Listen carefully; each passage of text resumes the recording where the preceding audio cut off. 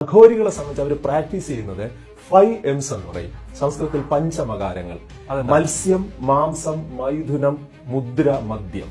നമ്മളെ അവർക്ക് അടുപ്പിക്കേണ്ട ഒരു കാര്യമില്ല. നമ്മൾ ചിരിച്ചാൽ നമ്മളോട് ചിരിക്കേണ്ട കാര്യമില്ല. ഇതില് സ്ത്രീകളുമുണ്ട്. അവസാനത്തെ കണക്കനുസരിച്ച് 12,000 പേര് സ്ത്രീകളാണ്. അപ്പൊ ഈ ഗംഗയുടെ മുഴു സ്ഥലത്തേക്ക് പോയിട്ട് ബോട്ടിൽ കളയാണ് ചെയ്യുന്നത്. ഇത് വളരെ പെട്ടെന്നല്ല എങ്കിൽ ഒരു 15-20 മിനിറ്റിനകത്ത്, ഒരു 15 മിനിറ്റിനകത്ത് ഇത് നഷ്ടപ്പെടും. കാരണം അത്രയും വലിയ മത്സ്യങ്ങളാണ് ഇതിന്. പക്ഷെ ഇത് അഘോരികൾ ശേഖരിക്കാറുണ്ട്, ഈ ഡെഡ് ബോഡി. പിന്നെ ഇവര് ശ്മശാനത്തിലേക്ക് കടന്നു വരാറുണ്ട്. ശ്മശാനത്തിൽ കടന്നു വന്ന് ഈ ഡെഡ് ബോഡി, കത്തിക്കൊണ്ടിരിക്കുന്ന ഡെഡ് ബോഡി എടുത്തു കൊണ്ടുപോകുന്നത്. കാശിയിൽ നിന്ന് ഒരു പകലും 2 രാത്രിയും സഞ്ചരിച്ചിട്ടാണ് ഞാൻ ഇവരുടെ ഒരു സീനിയർ ബാബ എന്ന് പറയാൻ പറ്റില്ല, ഒരു ജൂനിയർ ബാബയുടെ അടുത്ത് എത്തിച്ചേരുന്നത്. നമസ്കാരം, ടോക്കിംഗ് പോയിന്റിലേക്ക് സ്വാഗതം. ആധുനിക ഭാരതം ചർച്ച ചെയ്യുന്ന ഒരു വിഷയമാണ് അഘോരികൾ. എന്താണ് അഘോരികൾ? ഭസ്മം വാരിപ്പൂശി നഗ്നരായി വരുന്നവർ, ആധുനിക സമൂഹവുമായി ഇടപഴകാത്തവർ, മാംസം ഭക്ഷിക്കുന്നവർ, ഇതൊക്കെയാണ് നമ്മൾ കേട്ടിട്ടുള്ളത്. യഥാർത്ഥത്തിൽ എന്താണ് അഘോരികളെന്ന് നമുക്ക് പരിശോധിക്കേണ്ടതുണ്ട്. അഘോരികളെക്കുറിച്ച് പഠിച്ച് പുസ്തകം എഴുതിയ, ഉടൻ തന്നെ പുറത്തിറങ്ങാൻ പോകുന്ന പുസ്തകത്തിൻ്റെ കർത്താവായിട്ടുള്ള ഡോക്ടർ വെങ്ങാനൂർ ബാലകൃഷ്ണനാണ് നമ്മോടൊപ്പം ഇന്ന് ചേരുന്നത്. അദ്ദേഹം ആധ്യാത്മിക ഗവേഷകനാണ്, സ്പിരിച്വൽ കൺസൾട്ടന്റാണ്, അധ്യാപകനാണ്. നമസ്കാരം, ടോക്കിംഗ് പോയിന്റിലേക്ക് സ്വാഗതം. എന്താണ് അഘോരികൾ? അഘോരികൾ ഒറ്റവാക്കിൽ ഘോരമില്ലാത്തവർ. അത് കുറച്ചുകൂടെ എക്സ്പ്ലെയിൻ ചെയ്ത് പറഞ്ഞാല്, അണ്ടകടാഹം നടുങ്ങി ബ്രഹ്മാണ്ടപ്പിറവി തിരിച്ചറിഞ്ഞ നാൻമുഖന്റെ നാവിൽ നിന്നും ആദ്യ നാമം മുതിർന്നു രുദ്രൻ. കുട്ടി കരഞ്ഞു. ബ്രഹ്മാവ് അവന് 6 പേരുകൾ കൂടി നൽകി. അപ്പോഴും അവൻ കരഞ്ഞുകൊണ്ടേയിരുന്നു. 8ാമതായി മഹാദേവൻ എന്ന് വിളിച്ചപ്പോൾ കരച്ചിൽ നിലച്ചു. ഇതാണ് സ്വാഭാവികമായിട്ട് പരമശിവനെ കുറിച്ചുള്ള നമ്മുടെ ഒരു സങ്കല്പം. സങ്കല്പം എന്ന് പറയുന്നത് ഒരു അടിത്തറ.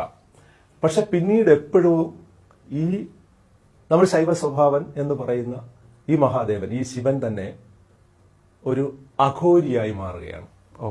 അത് മഹാദേവൻ വരെയുള്ള 8 സങ്കല്പങ്ങൾക്ക് ഘോര സ്വഭാവം ഉണ്ടായിരുന്നു. പക്ഷെ പിന്നീട് അദ്ദേഹം വളരെ ശാന്തനായി മാറുകയാണ്.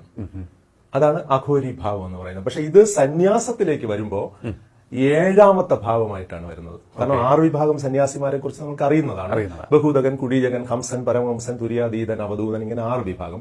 പക്ഷെ ഈ 6 വിഭാഗത്തെയും വെല്ലുവിളിച്ചുകൊണ്ട് 6 വിഭാഗവും നടത്തിവരുന്ന സാത്വികമായ രീതികളിൽ നിന്ന് മാറിക്കൊണ്ട്, അവരുടെ വിശ്വാസ സംഹിതയിൽ നിന്ന് മാറിക്കൊണ്ട് വളരെ ശാന്തരായി അതിൽ നിന്നും ഇറങ്ങി പുറപ്പെട്ട വാമമാർഗികളായ കപാലികൾ എന്ന് പറഞ്ഞാല് കപാലം, തലയോട് പേറുന്നവർ, അങ്ങനെയുള്ള ഒരു വിഭാഗമാണ് തീർച്ചയായിട്ടും ഈ അഘോരികൾ എന്ന് പറയുന്നത്. പക്ഷെ അവര് ഇപ്പൊ അങ്ങ് അടുത്ത് ചോദിക്കാൻ പോകുന്ന എനിക്ക് ഏതാണ്ട് ഞാൻ ഊഹിക്കുന്നു. കാരണം അവര് വളരെ ഘോര സ്വഭാവികളാണല്ലോ, അല്ലെങ്കിൽ വസ്ത്രം എടുക്കാത്തവരാണല്ലോ, ശവപൂജ ചെയ്യുന്നവരാണല്ലോ, ശവഭോഗികളാണല്ലോ, ശവഭോജികളാണല്ലോ എന്നൊക്കെ ആയിരിക്കണം ഞാൻ മുൻകൂട്ടി പറഞ്ഞ പ്രവചനമല്ല. ഇപ്പൊ സ്വാഭാവികമായിട്ട് അങ്ങനെ ആയിരിക്കും ഉദ്ദേശിക്കുന്നത്. കാരണം എന്ന് പറഞ്ഞാല് അങ്ങും ഞാനും അടങ്ങുന്ന പൊതുസമൂഹം ഇതുവരെ ധരിച്ചു വച്ചിരുന്നത് മുഴുവൻ അങ്ങനെ തന്നെയാണ്. ഇപ്പൊ നമ്മൾ സോഷ്യൽ മീഡിയയൊക്കെ വന്നു കഴിഞ്ഞപ്പോൾ അതിന്റെ ശക്തി വളരെ കൂടിയിട്ടുണ്ട്. ഞാൻ അടുത്ത കാലത്ത് ഒരു സോഷ്യൽ മീഡിയ ഇങ്ങനെ അഘോരി എന്ന സബ്ജക്ട് എനിക്ക് ഇൻട്രസ്റ്റ് ആയതുകൊണ്ട് ഞാൻ അതിനെക്കുറിച്ച് ഒരു 3-4 വർഷം അതിനുവേണ്ടി സഞ്ചരിക്കുകയും 14 ദിവസം പ്യുവർ അഘോരികളോടൊപ്പം സംവദിക്കുകയും നേരിട്ട് അവരുടെ അനുഭവങ്ങൾ നേടുകയും ചെയ്തൊരു വ്യക്തി എന്ന നിലയിൽ ഞാൻ വളരെ കൗതുകത്തോടെ അത് നോക്കുമ്പോൾ, നിങ്ങൾ വരൂ അഘോരികൾ മാംസം ഭക്ഷിക്കുന്നത് കാണാം, അതും മനുഷ്യ മാംസം എന്ന് പറഞ്ഞ് ഞാൻ അതിന് തമ്പനയിലൊക്കെ കൊടുത്തിട്ട് ഒരു സംഭവം കണ്ടു. അപ്പൊ അതിനകത്ത് കയറിയപ്പം അദ്ദേഹം അങ്ങനെയൊന്നും പറയുന്നില്ല. കുറച്ച് കാശിയിലെ കുറച്ച് ഈ നമ്മുടെ ഘട്ടുകളുണ്ടല്ലോ, ചുടലുകൾ, അതൊക്കെ കാണിച്ചു പോകുന്നുണ്ട്. അപ്പൊ ആളുകളുടെ ഉള്ളിൽ സ്വാഭാവികമായിട്ട് അഘോരികളെ കുറിച്ച് അങ്ങനെ ഒരു സങ്കല്പം ആരോ കുത്തി നിറച്ചിട്ടുണ്ട്. പക്ഷെ അഘോരികൾ എന്ന് പറയുന്നത് നമ്മുടെ ചിന്താശേഷിക്കും നമ്മൾ കേട്ടുകൊണ്ടിരിക്കുന്ന കെട്ടുകഥകൾക്കും അപ്പുറത്ത് നിൽക്കുന്ന ഒരു പ്യൂരിറ്റിയാണ് അഘോരികൾ. വളരെ പ്യൂറാണ് അവർ. വളരെ പ്യൂറാണ്.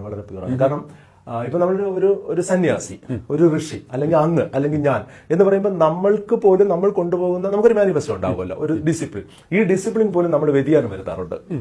അങ്ങിപ്പോ പ്യുവർ വെജ് കഴിച്ചുകൊണ്ടിരിക്കുന്നു, കുറച്ചു ദിവസം കഴിയുമ്പോൾ വെജ് കിട്ടാതാവുമ്പോൾ അങ്ങ് ചെറിയ മത്സ്യം, നത്തോലിയൊക്കെ കഴിച്ചു കൊടുക്കുന്നു. പിന്നെ ഞാനും വാങ്ങും, നമ്മൾ 2 അല്ല 1 തന്നെ. അപ്പൊ നമ്മൾ ഇങ്ങനെയൊക്കെ വ്യതിയാനം വരുത്തും. കാരണം എന്ന് പറഞ്ഞാൽ നമുക്ക് ജീവിതത്തിൽ വ്യക്തമായ വൈരാഗ്യമില്ലാത്തവരാണ്. വൈരാഗ്യം എന്ന് പറഞ്ഞാൽ ഡെഡിക്കേഷൻ. വൈരാഗ്യം ആളുകളോട് നമുക്ക് വൈരാഗ്യം തോന്നും, മലയാളത്തിലെ വൈരാഗ്യം. പക്ഷെ മറ്റു നമുക്കില്ല. പക്ഷെ അഘോരികളെ സംബന്ധിച്ച് അവർ പ്രാക്ടീസ് ചെയ്യുന്നത് 5 M's എന്ന് പറയും. സംസ്കൃതത്തിൽ പഞ്ചമകാരങ്ങൾ: മത്സ്യം, മാംസം, മൈഥുനം, മുദ്ര, മദ്യം. ഈ 5 വിഷയങ്ങളാണ് ഇവർ പ്രാക്ടീസ് ചെയ്യുന്നത്. ഞാൻ ഇത് എക്സ്പ്ലെയിൻ ചെയ്യാം. അതിനോടൊപ്പം തന്നെ ഇവരെ കുറിച്ച് വ്യക്തമായി മനസ്സിലാക്കണം, ഇവർക്ക് വ്യക്തമായ ഒരു എയിം ഉണ്ട്, അൾട്ടിമേറ്റ്. ഇവരുടെ അൾട്ടിമേറ്റ് എയിം എന്ന് പറയുന്നത് ടു ദ മോക്ഷ. മോക്ഷം പ്രാപിക്കുക. ഈ മോക്ഷത്തിന് വേണ്ടി ഇവർ പരമാവധി എനർജി അബ്സർവ് ചെയ്യണം. ഓക്കെ, അങ്ങിപ്പോ എന്നോട് ചോദ്യങ്ങൾ ചോദിക്കാൻ വേണ്ടി അങ്ങ് പരമാവധി എനർജി എടുത്തു കഴിഞ്ഞു. ഞാൻ അങ്ങ് ചോദ്യം ചോദിക്കാതെ കയറി ഇങ്ങനെ ഇടപെട്ടുകൊണ്ടിരിക്കുകയാണ്. അപ്പൊ അങ്ങ് ഒരുപാട് അഘോരികളെ കുറിച്ച് അങ്ങേക്ക് അറിയുന്ന രീതിയിൽ അങ്ങ് പഠിച്ചു കഴിഞ്ഞു. അങ്ങയുടെ ഗുരുനാഥന്മാരെ ഫ്രണ്ട്സിനെയൊക്കെ വിളിച്ച് ഇങ്ങനെ പല ചോദ്യങ്ങളും ചോദിക്കാനായിട്ട് അങ്ങ് പ്രാക്ടീസ് ചെയ്യുന്നുണ്ടല്ലോ. അതുപോലെ തന്നെ അവരും ശരിക്കും ഈ അൾട്ടിമേറ്റിന് വേണ്ടിയിട്ട് അവർ പ്രാക്ടീസ് ചെയ്യണം. അതിൽ അവർ പ്രാക്ടീസ് ചെയ്യുന്നതാണ് ഈ പഞ്ചമകാരങ്ങൾ.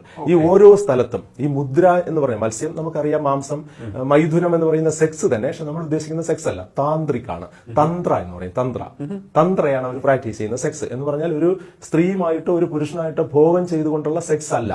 അതുപോലെ മദ്യം എന്ന് പറയുന്ന മദ്യം തന്നെയാണ്.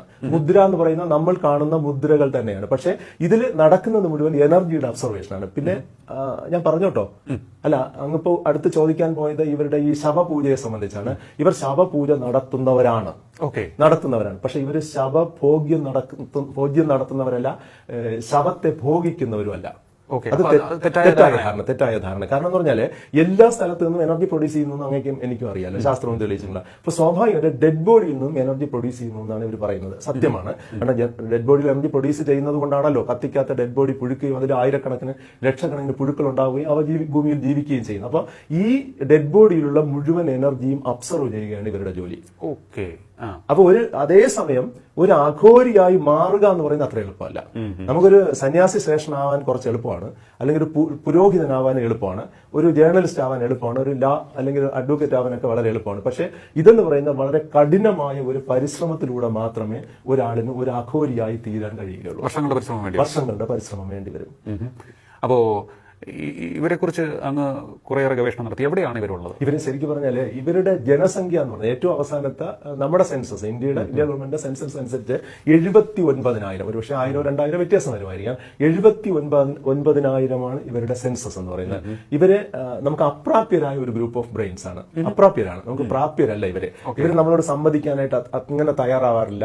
ഞാൻ തന്നെ ഈ നമ്മുടെ ജൂണ അഖാഡയിൽപ്പെട്ട സുമേരിഗിരി എന്ന് പറയുന്ന ഒരു ശ്രേഷ്ഠനായ ഒരു വ്യക്തി, അദ്ദേഹം അതിൽ അംഗമാണ്. അതുപോലെ എന്റെ ഗുരുനാഥനായ, അദ്ദേഹം വന്നിട്ടില്ല, എന്റെ ഗുരുനാഥനായ സ്വാമി ധർമാനന്ദയുടെ ഒരു ഡയറക്ഷനോട് കൂടിയാണ് ഞാൻ 2 പ്രാവശ്യം കാശിയിൽ പോകുന്നത്. പക്ഷെ ഈ കാശിയിൽ 2 പ്രാവശ്യവും എനിക്കിത് നടന്നിട്ടില്ല. മൂന്നാമതാണ് ഞാൻ ഒരു വലിയ ശ്രമം നടത്തിയതിനു ശേഷം കാശിയിൽ നിന്ന് ഒരു പകലും 2 രാത്രിയും സഞ്ചരിച്ചിട്ടാണ് ഞാൻ ഇവരുടെ ഒരു സീനിയർ ബാബ എന്ന് പറയാൻ പറ്റില്ല, ഒരു ജൂനിയർ ബാബയുടെ അടുത്ത് എത്തിച്ചേരുന്നത്. പക്ഷെ ഇവരുടെ സഹവാസം കൂടുതലുള്ളത് ഹിമാലയ താഴ്വരയിലാണ്. പക്ഷെ ഇവര് കുംഭമേളയിൽ ഡയറക്റ്റ് ആയിട്ട് പങ്കെടുക്കുന്നവരല്ല. ഇപ്പൊ കുംഭമേളയുടെ കാലമാണല്ലോ. ഏതാണ്ട് 4,40,00,000 പേരാണ്, സന്യാസി വര്യന്മാരാണ് കുംഭമേളയിൽ വന്നിട്ട് ഈ നമ്മുടെ ഗംഗയിൽ സ്നാനം ചെയ്ത് മടങ്ങുന്നത്. പക്ഷെ ഇതിൽ വരുന്ന പലരെയുമാണ് നമ്മുടെ ഈ സോഷ്യൽ മീഡിയ ഉൾപ്പെടെ ഉള്ളവർ അല്ലെങ്കിൽ ചില ലേഖനങ്ങളിലൊക്കെ പലപ്പോഴും തന്നെ അഘോരികളായിട്ട് വിവരിച്ചിട്ടുള്ളത്. അവരഘോരികളല്ല. അഘോരികൾ എന്ന് പറയുന്ന ഈ സിസ്റ്റം അത്ര എളുപ്പമല്ല. മറ്റേ ഈ 79,000 പേരെന്ന് പറയുന്നത് തന്നെ വളരെ വളരെ എന്ത് പറയുന്നത്, ഇന്ത്യയിലെ ഏറ്റവും വലിയൊരു ശക്തി കേന്ദ്രം എന്ന് പറയുന്നത് ആധ്യാത്മിക ശക്തി കേന്ദ്രം എന്ന് പറയാൻ പറ്റും. മറ്റെന്ന് പറഞ്ഞാൽ കേവലം ഒരു ജ്ഞാനം ഉയർത്തിക്കൊണ്ട് ഇപ്പൊ ഞാൻ എന്റെ ഈ വേഷം തന്നെ മാറ്റിക്കഴിഞ്ഞാൽ എന്നെ കുറച്ച് ആൾക്കാർ സ്വാമി എന്ന് വിളിച്ച് കൂപ്പിടാനോ അല്ലെങ്കിൽ കുമ്പിടാനോ മറ്റേ നമ്മുടെ ഇതുണ്ടല്ലോ പ്രണാമം ചെയ്യാനോ ഒക്കെ തയ്യാറായിരിക്കും. അപ്പൊ ഇവര് ഒരിക്കലും തന്നെ നഗ്ന സന്യാസിമാരല്ല. നമ്മൾ കുംഭമേളയിൽ കാണുന്ന നഗ്ന സന്യാസിമാരെന്ന് പറയുന്ന അഘോരികളല്ല, അവര് നാഗ സന്യാസിമാരാണ്. അഘോരികൾ വസ്ത്രം ധരിക്കും. അഘോരികൾ ബ്ലാക്ക് വസ്ത്രം ധരിക്കുന്നവരാണ്, കറുത്ത വസ്ത്രം ധരിക്കുന്നവരാണ്. അവരുടെ എനർജിയുടെ ഒബ്സർവേഷനാണ് 24 hours വരെ. 24 hours ഇവരുടെ അടുത്തേക്ക് ചെല്ലുമ്പോൾ ആ ഒരു വൈബ്രേഷൻ നമുക്ക് കിട്ടും. വൈബ്രേഷൻ കിട്ടുക എന്ന് മാത്രമല്ല, ഇവരുമായിട്ട് നമുക്ക് പ്രാപ്യമായ ഒരു രീതിയിൽ ബന്ധുത്വം പുലർത്താൻ കഴിയില്ല എന്നുള്ളതാണ്. ഇവരെ ഏതാണ്ട് ഉപമിക്കുന്നത് ഡിറ്റാച്ച്ഡ് ആയിട്ട് നിൽക്കുന്നത്, ഇപ്പോഴും നമ്മളിൽ നിന്ന് മാറിയാണ് നിൽക്കുന്നത്. അത് മാത്രമല്ല, നമ്മളെ അവർക്ക് അടുപ്പിക്കേണ്ട ഒരു കാര്യമില്ല. നമ്മൾ ചിരിച്ചാൽ നമ്മളോട് ചിരിക്കേണ്ട കാര്യമില്ല. ഇതില് സ്ത്രീകളുമുണ്ട്. അവസാനത്തെ കണക്കനുസരിച്ച് 12,000 പേര് സ്ത്രീകളാണ്. പക്ഷെ ഞാൻ കണ്ടിട്ടുള്ളതിൽ സ്ത്രീകളെയും പുരുഷന്മാരെയും തിരിച്ചറിയാൻ കുറച്ച് പ്രയാസമാണ്. കാരണം ഈ നമ്മൾ സാധാരണ സ്ത്രീകളെ തിരിച്ചറിയുന്നത് അവരുടെ മുടിയും ബ്രസ്റ്റും കാരണമാണല്ലോ. പക്ഷെ ഈ എല്ലാവർക്കും തന്നെ യഥേഷ്ടം പുരുഷനും സ്ത്രീക്കും മുടിയുണ്ട്, അതുകൊണ്ട് തിരിച്ചറിയില്ല. പിന്നെ ബ്രസ്റ്റിന്റെ കാര്യം സംബന്ധിച്ച് നോക്കിക്കഴിഞ്ഞാൽ ഈ സ്ത്രീകളിലും അങ്ങനെ ബ്രസ്റ്റ് വെച്ചിട്ട് നമുക്ക് തിരിച്ചറിയാൻ പറ്റില്ല. എനിക്ക് തോന്നുന്നു ഇവരുടെ വൈരാഗ്യം നിറഞ്ഞ ഒരു എക്സർസൈസ് ആയിരിക്കണം, ഒരു ഡിസിപ്ലിൻ ആയിരിക്കണം ഇവരുടെ ബോഡിയെ ഇങ്ങനെ ചെയ്തിരിക്കുന്നത്. പക്ഷെ ഇവർ പ്യൂർ വൈരാഗികളാണ്. അതായത് ഇവരെ തന്നെ ഇവരുടെ ബാബ 152 വയസ്സ് വരെ ജീവിച്ചിരുന്ന കിനാറാം എന്ന് പറയുന്ന ആളാണ് ഇവരുടെ ബാബ. അപ്പോ ഈ കിനാറാം തന്നെ ഇവർക്ക് കൊടുത്തിരിക്കുന്ന ഡയറക്ഷൻ എന്ന് പറയുന്നത് പരിന്തിനെ പോലെ ആയിരിക്കണമെന്നാണ്. കാരണം പരുന്തെന്ന് പറയുന്നത് വളരെ സൂക്ഷ്മമായിട്ട് അതിന്റെ ഇരയെ അത് തേടാൻ ശ്രമിച്ചു കഴിഞ്ഞാൽ പിന്നെ അത് അങ്ങോട്ടും ഇങ്ങോട്ടും നോക്കേയില്ല. ഈ കോഴിക്കുഞ്ഞുങ്ങളുടെ രക്ഷകനായ അങ്ങേ പരുന്ത് ശ്രദ്ധിക്കില്ല. അത് ശ്രദ്ധിക്കുന്നത് ഈ കോഴിക്കുഞ്ഞിനെ മാത്രമാണ്. അപ്പൊ അത് കൃത്യമായിട്ട് ഒരു പോയിന്റിൽ വരുന്നു, ആ പോയിന്റ് നിൽക്കുന്നു. അല്ലെങ്കിൽ എത്ര അടി ഒരു കുഞ്ഞിങ്ങനെ നടന്നു പോകുന്നു, അല്ലെങ്കിൽ കോഴിക്കുഞ്ഞുങ്ങൾ നടന്നു പോകുന്നു, പരുന്ത് വളരെ മേളിലാണ്, ഒരുപക്ഷെ ഒരു 50 അടി മേളിലാണെന്ന് വയ്ക്കാം. ഈ 50 അടി മേളിൽ നിന്നുകൊണ്ട് ആ പരുന്തിന് മനസ്സിലാവും എത്ര ടൈം കൊണ്ട് ഇവിടെ എത്തിച്ചേരും. ഇവിടെ എത്തിച്ചേരുമ്പോൾ ഈ കോഴിക്കുഞ്ഞ് എത്ര അടി മുന്നിലോട്ട് പോയിരിക്കും. ഒരിക്കലും അങ്ങ് ശ്രദ്ധിച്ചിരിക്കും പരുന്ത് വന്ന് കോഴിക്കുഞ്ഞിനെ ഇവിടെ ഇട്ട് ബഹളം വെച്ച് കുത്തി തിന്നുന്നില്ല. അത് കറക്റ്റായിട്ട് ആ പോയിന്റിൽ വന്ന് വീഴുകയാണ്, ആ പോയിന്റിൽ നിന്ന് എടുത്തുകൊണ്ട് പോകണം. ഇത്രത്തോളം വൈരാഗ്യം നിലനിർത്തണമെന്നാണ് കിനാറാം ഇവർക്ക് കൊടുത്തിരിക്കുന്നത്. വൈരാഗ്യം എന്ന് വെച്ചാൽ വൈരാഗ്യം എന്ന് പറഞ്ഞാൽ ഡെഡിക്കേഷനാണ്. അത് അത്രയും വലിയ ഡെഡിക്കേഷനിലാണ് അവർ കാര്യങ്ങൾ ചെയ്യുന്നത്. പിന്നെ ഇവരുടെ ശാസ്ത്രീയമായ അടിത്തറ, ആധ്യാത്മികമായ അടിത്തറ പഠിക്കുക എന്ന് പറഞ്ഞാൽ അത്ര എളുപ്പമല്ല. അതുകൊണ്ടാണ് നമ്മുടെ പല ആളുകളും ഗ്രന്ഥരചന പോലും അങ്ങനെ വന്നിട്ടുണ്ട്. അഘോരികളെ കുറിച്ച് നേരത്തെ പറഞ്ഞത് മലയാളത്തിൽ പുസ്തകം ഇല്ല, വന്നിട്ടുള്ള ആളുകൾ പോലും അങ്ങനെ ചെയ്തിട്ടുണ്ട്. അവര് മാംസം ഭക്ഷിക്കും. കാരണം ഇവർ പലപ്പോഴും സംഭവിക്കുന്നതെന്ന് പറഞ്ഞാല് ഈ മാംസത്തിനോട് ചേർന്ന് ശരീരഭാഗങ്ങൾ, ഇപ്പൊ ഞാൻ തന്നെ ഒരു സ്ത്രീയുടെ ശരീരഭാഗം കണ്ടിട്ടുണ്ട്. ഇവർ പൂജ ചെയ്യുന്ന ഒരു സ്ത്രീയുടെ ശരീരം, ആ സ്ത്രീക്ക് ഒരു കൈയും ഒരു കാലും ഇല്ലായിരുന്നു. അപ്പൊ ഇത് നഷ്ടപ്പെട്ടു പോയതാണോ, ഇവർ മുറിച്ചിട്ട് ഇവരെന്തെങ്കിലും പൂജ ചെയ്തോ എന്നറിയില്ല. പക്ഷെ ഈ ഡെഡ് ബോഡിയുടെ പുറത്ത് അഗ്നി ജ്വലിപ്പിക്കുകയാണ്. ഡെഡ് ബോഡി കത്തിക്കുകയല്ല ചെയ്യുന്നത്, ഡെഡ് ബോഡിയുടെ പുറത്ത് അഗ്നി ജ്വലിപ്പിച്ച് നിർത്തിക്കൊണ്ടാണ് ഇവരുടെ പൂജ. ആ സമയം അവർ ഈ ഡെഡ് ബോഡിയുടെ പുറത്ത് ഇരിക്കുകയാണ് ചെയ്യുന്നത്. അപ്പൊ എനിക്ക് തോന്നുന്നു ഇങ്ങനെയുള്ള ചില കാഴ്ചകൾ ചിലപ്പോ കണ്ടിരിക്കാം. ഇപ്പൊ ട്രാവൻകൂറിൽ തന്നെ ആദ്യകാലത്ത് പാച്ചുമൂത്തതിന്റെ ഇവിടെ ട്രാവൻകൂർ ഹിസ്റ്ററി കഴിഞ്ഞതിന് ശേഷം വന്നൊരു ചരിത്രരേഖയില് ട്രാവൻകൂർ രാജാവ് കാശിയിലേക്ക് യാത്ര ചെയ്ത സമയത്ത് ഒരു അഘോരിയെ കണ്ടുമുട്ടി എന്ന് പറയുന്ന ഒരു വർഷം പറയുന്നുണ്ട്. അപ്പൊ ഇത് വളരെ നേരത്തെ തന്നെ ഇങ്ങനെ കണ്ടുവരുന്നത് കൊണ്ട് ഈ ഡെഡ് ബോഡിയുടെ പുറത്തിരുന്ന് പൂജ ചെയ്യുന്നത് കൊണ്ടായിരിക്കാം ഇവരെ സ്വാഭാവികമായിട്ട് ഈ ശവഭോഗികൾ എന്ന് വിളിക്കപ്പെട്ടത്. അപ്പൊ ഇവർ എവിടെ നിന്നാണ് ഇവർക്ക് പൂജ ചെയ്യാൻ ശവം കിട്ടുന്നത്? ഈ ഗംഗയിൽ നിന്നാണ്. അങ്ങനെ ഒരു ശവം എടുക്കുന്നത് ഞാൻ കണ്ടിട്ടുണ്ട്. ഒരു ശവം ഒഴുകി വരുന്ന ശവം എടുക്കുകയാണ്, ഒഴുകി വരുന്ന ശവമല്ല. അതായത് നമ്മുടെ ഈ ഇപ്പോ അങ്ങേക്കറിയാം, നമ്മുടെ സംസ്കൃതിക്കകത്ത് അന്ധമായ ചില കാര്യങ്ങൾ നേരത്തെ നിലനിന്നിരുന്നത് ഇപ്പോഴും നിലനിൽപ്പുണ്ട്. ഇപ്പോ ആ ഒരു കുഞ്ഞ് ആദ്യം ജനിക്കുന്ന കുഞ്ഞ്, ആ കുഞ്ഞിനെ ഇത് വീട്ടിനകത്ത് അടക്കുന്ന ഒരു രീതിയുണ്ട് നേരത്തെ ഹൈന്ദവരുടെ ഇടയിൽ. ഇപ്പൊ എന്റെ അമ്മയുടെ കുടുംബത്തിലൊക്കെ എന്റെ അമ്മയുടെ മൂത്ത ചേച്ചി എന്ന് പറഞ്ഞാൽ അവർ കുഞ്ഞായ സമയത്ത് മരിച്ച് 2-3 ദിവസത്തിനുള്ളിൽ മരിച്ചപ്പോൾ അവരെ വീട്ടിനകത്താണ് അടക്കം ചെയ്തത്. പിന്നെ ഞങ്ങളുടെ കുടുംബ വീട്ടിൽ ചെല്ലുന്ന സമയത്ത് ഇവിടെയാണ് അടക്കം ചെയ്തതെന്നൊക്കെ ഇങ്ങനെ പറഞ്ഞു കേട്ടിട്ടുണ്ട്. അപ്പൊ ഒരു കുഞ്ഞിനെ അടക്കം ചെയ്യണം, അത് 1-2 മാസം കഴിഞ്ഞപ്പോൾ നശിച്ചു പോയിരിക്കില്ല.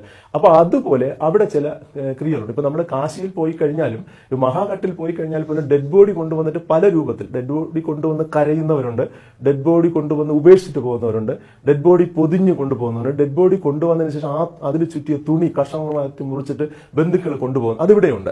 നമ്മൾ അരയിൽ ചുറ്റിയിട്ട് ഈ കർമ്മങ്ങളൊക്കെ ചെയ്യാനോ. അപ്പൊ ഇങ്ങനെ പല രീതിയിൽ ഡെഡ് ബോഡി ഉപേക്ഷിച്ചിട്ട് പോകുന്നവരുണ്ട്, അത് ക്യാഷ് ഒക്കെ കൊടുത്തിട്ട് ഉപേക്ഷിച്ചിട്ട് പോയാണ്. അപ്പൊ അങ്ങനെ പല ഡെഡ് ബോഡിയിൽ ഇടുന്ന ധാന്യങ്ങൾ, ഈ ചണ്ടാല സ്വഭാവത്തില് ഈ ധാന്യങ്ങൾ തിരിച്ചു കൊണ്ടുപോകുന്നവർ, അങ്ങനെ പല ക്യാരക്ടറുകളുണ്ട്. അതുപോലെ ഈ അകാലത്തിൽ മരിക്കുന്ന ചില ആളുകളുണ്ട്. അകാലത്തിൽ എന്ന് പറഞ്ഞാൽ ഇതുപോലെ നമ്മൾ ഉദ്ദേശിച്ച കുഞ്ഞുങ്ങളല്ല, കുറച്ച് ഏജ്ഡ് ആയിട്ടുള്ള, കുറച്ച് ഒരുപക്ഷെ 18 വയസ്സോ 20 വയസ്സോ അങ്ങനെയൊക്കെ മരിക്കുന്ന ഇവരെ തുണിയിൽ ഇങ്ങനെ ചുറ്റിയിട്ട് കൊണ്ടുവന്നിട്ട് അവിടെ ഈ പൂജ ചെയ്യുന്ന പാണ്ഡേകൾ എന്ന് പറയുന്ന ഒരു വിഭാഗക്കാരുണ്ട്. അവരാണ് ഈ മരണാനന്തര ക്രിയകളൊക്കെ ചെയ്യുന്നവർ. അപ്പൊ അവരുടെ സഹായത്തോടു കൂടി ഇത് ഗംഗയുടെ സ്ഥലത്തേക്ക്, ഗംഗയുടെ ഒരു സ്വഭാവം അറിയാലോ, അപ്പൊ ഈ ഗംഗയുടെ സ്ഥലത്തേക്ക് പോയിട്ട് ബോട്ടിൽ കളയാണ് ചെയ്യുന്നത്. ഇത് വളരെ വളരെ പെട്ടെന്നല്ല എങ്കിൽ ഒരു 15-20 മിനിറ്റിനകത്ത് അല്ലെങ്കിൽ 15 മിനിറ്റിനകത്ത് ഇത് നഷ്ടപ്പെടും. കാരണം അത്രയും വലിയ മത്സ്യങ്ങളാണ് ഇതിന്. പക്ഷെ ഇത് അഘോരികൾ ശേഖരിക്കാറുണ്ട്, ഈ ഡെഡ് ബോഡി. പിന്നെ ഇവര് ശ്മശാനത്തിലേക്ക് കടന്നു വരാറുണ്ട്. ശ്മശാനത്തിൽ കടന്നു വന്ന് ഈ ഡെഡ് ബോഡി, കത്തിക്കൊണ്ടിരിക്കുന്ന ഡെഡ് ബോഡി എടുത്തു കൊണ്ടുപോകുന്ന ഒരു അവസ്ഥ. അഭ്യാസികളുമാണ്. കാരണം അരോഗ ദൃഢഗാത്രർ എന്ന് തന്നെ ഇവരെ വിളിക്കേണ്ടി വരും. കാരണം എന്ന് പറഞ്ഞാല് പ്രകൃതിയെയാണ് ഇവരെ സ്വീകരിച്ചിരിക്കുന്നത്. കോസ്മിക് എനർജി ഇത്രത്തോളം സ്വീകരിച്ചിരിക്കുന്ന ലോകത്തിലൊരു ജനതയുണ്ടോ എന്ന് നമുക്കറിയാൻ പറ്റില്ല. പക്ഷെ ഇവർ പബ്ലിക്കുമായിട്ട് ഇഷ്യൂനൊന്നും ഉണ്ടാവാറില്ല.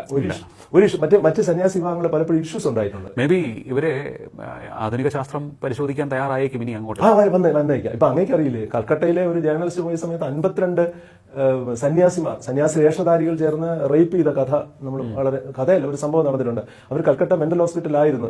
ഞാൻ മാധ്യമപ്രവർത്തകർ നിൽക്കുന്ന സമയത്തൊക്കെ അവർ ലൈവായിരുന്നു. ഇപ്പൊ അവർ ജീവിച്ചിരിക്കുന്നുണ്ടോ എന്ന് എനിക്കറിയില്ല. അത്തരത്തിൽ പക്ഷേ ഇവരിൽ നിന്ന് ഒരു തരത്തിലുള്ള അനർത്ഥം ഇതുവരെ റിപ്പോർട്ട് ചെയ്യപ്പെട്ടിട്ടില്ല. കാരണം ഇവർ അനർത്ഥത്തിൽ ശ്രദ്ധിക്കുന്നവരല്ല. കാരണം അവരുടെ ലക്ഷ്യം അൾട്ടിമേറ്റ് ഞാൻ പറഞ്ഞു മോക്ഷയാണ് അവരുടെ ലക്ഷ്യം. അതുകൊണ്ട് അവർ അത്തരത്തിലുള്ള ഒരു വിഷയത്തിൽ ശ്രദ്ധിക്കുന്നുണ്ട്. പക്ഷേ ഒരു അഘോരിയായി തീരുക, മഹാഘട്ടിലേക്കുള്ള ഒരു പ്രവേശനം അല്ലെങ്കിൽ ഘട്ടുകളിലേക്ക് ഒരു പ്രവേശനം, ഇവരുടെ ബേസ്മെന്റ്, ഇവരുടെ പ്രവർത്തനം അത് വളരെ ഒരുപക്ഷെ അങ്ങ് ഞാനുമായിട്ട് ദിവസങ്ങളോളം ഇരുന്ന് ചർച്ച ചെയ്താലും അത് പ്രാവർത്തികമാക്കി എനിക്ക് പറഞ്ഞു തീർക്കാൻ പറ്റില്ല. അതുകൊണ്ടാണ് ഞാൻ ഈ പുസ്തകത്തിന്റെ സാധ്യത, ഇങ്ങനെയുള്ള പുസ്തകത്തിന്റെ സാധ്യത എനിക്ക് മനസ്സിലാവുകയും ഞാൻ ഏതാണ്ട് ഒരു 14 ദിവസം അവരോടൊപ്പം ഉള്ളൂ. പക്ഷെ അതിനു മുമ്പേ 2 യാത്രകൾ, വിപുലമായ 2 യാത്രകളുണ്ട്. ഞാൻ പുസ്തകത്തിൽ പറയുന്നുണ്ട്. പിന്നെ ഗുരുവര്യന്മാരിൽ നിന്ന് ഞാൻ സ്വീകരിച്ച ശരികളും തെറ്റുകളും ഉണ്ട്. ചിലർക്ക് ശരികൾ പറഞ്ഞു തരാൻ കഴിഞ്ഞില്ല, കാരണം അവർക്ക് അത്രത്തോളം ശരികൾ അറിഞ്ഞുകൂടായിരുന്നു. പിന്നെ ഇതിനു വേണ്ടി പഠനം നടത്താനായിട്ട് നടത്തിയിരിക്കുന്ന കുറെ വർഷങ്ങൾ. അപ്പൊ സ്വാഭാവികമായിട്ട് അഘോരികൾ തള്ളിക്കളയേണ്ട ഒരു വിഭാഗമല്ല, പക്ഷെ പഠന വിധേയമായി അങ്ങ് പറഞ്ഞതുപോലെ ശാസ്ത്രലോകം ഒരുപക്ഷെ വളരെ ശ്രദ്ധയോടുകൂടി, അല്ലെങ്കിൽ ഇപ്പോൾ അങ്ങ് നമ്മൾ സംസാരിച്ചുകൊണ്ടിരുന്ന AI ഉൾപ്പെടെയുള്ള സംവിധാനങ്ങൾ ഉപയോഗിച്ചുകൊണ്ട് ഇവരിലേക്ക് ഇറങ്ങി വന്ന് എന്താണ് ഇവരുടെ തലച്ചോറ്, ഇവരുടെ ബ്രെയിന്റെ പവർ എന്താണ്, ഇവരുടെ ന്യൂറോൺസ് എങ്ങനെയാണ് വർക്കൗട്ട് ചെയ്യപ്പെടുന്നത്, അത് നമ്മൾ പരിശോധിക്കപ്പെടേണ്ടതാണ്, പരിശോധിക്കപ്പെടുകയും ചെയ്യും. അപ്പോൾ നേരത്തെ ഇടയ്ക്ക് വന്ന ഒരു വേഗത്തിലൊരു സംശയ ദൂരീകരണം കൂടി, കുംഭമേളയിൽ വരുന്നത് ഇവരല്ല, നാഗാ സന്യാസിമാരാണ്. അത് വലിയൊരു സമൂഹമാണെന്ന് തോന്നുന്നില്ല. ഇവർ 79,000 ആണെങ്കിൽ അവർ അങ്ങ് നേരത്തെ കോടി അവിടെ പങ്കെടുക്കുന്നവർ തന്നെ ഇപ്പൊ ഒഫീഷ്യൽ UP സർക്കാരിന്റെ കണക്ക് തന്നെ പറയുന്നത് 4,80,00,000 പേരാണ് അതിൽ പങ്കെടുക്കുന്നത്. ആളുകളല്ല, സന്യാസിമാർ. അവർക്ക് വേണ്ടി പ്രത്യേക കടവുകളാണ് ഒരുക്കിയിരിക്കുന്നത് ഗംഗയിൽ മുങ്ങാനായിട്ട്. അതിലെ 4,80,00,000 സംതിങ് ആണ് സർക്കാർ പറഞ്ഞിരിക്കുന്ന കണക്കെന്നാണ്. അപ്പൊ ഇവര് ഹിമാലയത്തിൽ തന്നെ നിൽക്കുന്നവരും ഇവരെ ആരും തന്നെ ഒരു നോട്ടീസ് അയച്ച് വിളിപ്പിക്കുന്നതല്ല. ഈ കുംഭമേളയ്ക്ക് അർദ്ധകുംഭമേള, മഹാകുംഭമേള, കുംഭമേള, ഇതിലൊന്നും ഇന്ന ദിവസം കുംഭമേള നടക്കും, നിങ്ങൾ വരുന്ന നോട്ടീസ് അയക്കും. ചിലപ്പോൾ ഒറ്റപ്പെട്ട ആശ്രമങ്ങളിൽ നിന്ന് ഇത് മെസ്സേജ് പായിക്കുമായിരിക്കും. പക്ഷേ ഇവർ പൂർണ്ണചന്ദ്രന്മാരെ ദർശന വിധേയമാക്കിക്കൊണ്ട് ഈ കൃത്യമായ ദിവസങ്ങളിൽ ഹിമാലയത്തിന്റെ താഴ്വരകളിൽ നിന്നും സ്വാഭാവികമായിട്ട് ഗംഗയുടെ തീരത്തേക്ക് ആർത്തുല്ലസിച്ച് വരിക എന്ന് പറയില്ലേ. ഇവരുടെ ഉള്ളു മുഴുവൻ ശിവമയമാണ്. ശിവമയം എന്ന് പറയുന്ന പ്രാണന്റെ ബോധമാണ്. ഈ ശിവൻ എപ്പോഴാണോ ഈ പ്രാണന്റെ ബോധത്തെ ത്യജിച്ചുകൊണ്ട് ഇറങ്ങിപ്പോകുന്നത്, അപ്പോൾ ഈ സാധനം ശവമായി തീരുകയാണ്. ഇവർ വിവസ്ത്ര ആണോ? അല്ലെ, ഇവരില് വിവസ്ത്രധാരികളുമുണ്ട്, പിന്നെ അതുപോലെ ഈ ഇവർക്കെല്ലാം ഈ അഖാഡകളാണ്. അഖാഡകൾ എന്ന് പറയുന്ന ഗ്രൂപ്പുകളാണ്. അതിൽ ശ്രേഷ്ഠമായ അഖാഡകളുമുണ്ട്, ശ്രേഷ്ഠത ഇല്ലാത്ത അഖാഡകളുമുണ്ട്. ഇപ്പൊ നമുക്ക് തന്നെ ഇവിടെ ചില ക്ഷേത്രങ്ങൾ പരിശോധിച്ചാലേ കോഴിയെ വെട്ടുന്ന ക്ഷേത്രം എന്നും ഉണ്ടല്ലോ, പക്ഷെ അതേസമയം ഉണ്ണിയപ്പം മാത്രമുള്ള ക്ഷേത്രങ്ങളും ഉണ്ടല്ലോ. അല്ലെങ്കിൽ ഈ വസ്ത്രം, നമ്മുടെ മേൽവസ്ത്രം ഇടാതെ കയറുന്ന ക്ഷേത്രമുണ്ട്, ഇടുന്ന ക്ഷേത്രം. അതുപോലെയല്ല, അതൊരു വലിയ ചർച്ചാ വിഷയമോ അല്ലെങ്കിൽ ഒരു സാമൂഹ്യ ദ്രോഹപരമായിട്ടുള്ള വിഷയമൊന്നുമല്ല. അതൊരു സംസ്കാരത്തിന്റെ ഭാഗമായി നിലനിൽക്കുന്നു. ഇവരെ കൊണ്ട് എപ്പോഴാണോ ഭരണഘടനാ വിരുദ്ധമായിട്ടുള്ള കാര്യങ്ങൾ വരുന്നത്, അത് എപ്പോഴും അങ്ങനെയാണല്ലോ. ഇപ്പൊ അങ്ങ് ഞാനും ഇവിടെ ഇരുന്ന് സംസാരിക്കുമ്പോൾ ഭരണഘടനാ വിരുദ്ധമായിട്ടും സാമൂഹ്യ വിപത്തായിട്ടും നമ്മുടെ സംസാരം വന്നാൽ സ്വാഭാവികമായിട്ട് നമ്മുടെ നിയമത്തിന്റെ ഇതിലാവും. അല്ലെങ്കിൽ നമുക്ക് എന്ത് വേണോ സ്വാർത്ഥത ഇല്ലാതെ എന്ത് വേണം സംസാരിക്കാവുന്നതാണ്. ഓക്കെ, എന്തായാലും ഘോരികളെ കുറിച്ചുള്ള പുസ്തകത്തിന് വേണ്ടി കാത്തിരിക്കുകയാണ്. തീർച്ചയായിട്ടും വളരെയധികം നന്ദി ഇത്രയും സമയം നമ്മളോട് സംസാരിച്ചത്. ഡോക്ടർ വെങ്ങാനൂർ ബാലകൃഷ്ണനാണ് നമ്മളോട് സംസാരിച്ചത്. ആധ്യാത്മിക ഗവേഷകനാണ്, ഗ്രന്ഥകർത്താവാണ്. അഘോരികളെ കുറിച്ചുള്ള പുസ്തകം ഉടൻ തന്നെ പുറത്തിറങ്ങും. അതുപോലെ തന്നെ സ്പിരിച്വൽ ഗവേഷകൻ, കൺസൾട്ടന്റ് എന്നീ നിലകളിലും അദ്ദേഹം പ്രവർത്തിക്കുന്നു, അധ്യാപകനുമാണ്. ടോക്കിംഗ് പോയിന്റ് ഈ അധ്യായം ഇവിടെ പൂർണ്ണമാകുന്നു. ഇനി അടുത്ത എപ്പിസോഡിൽ കാണാം. നമസ്കാരം.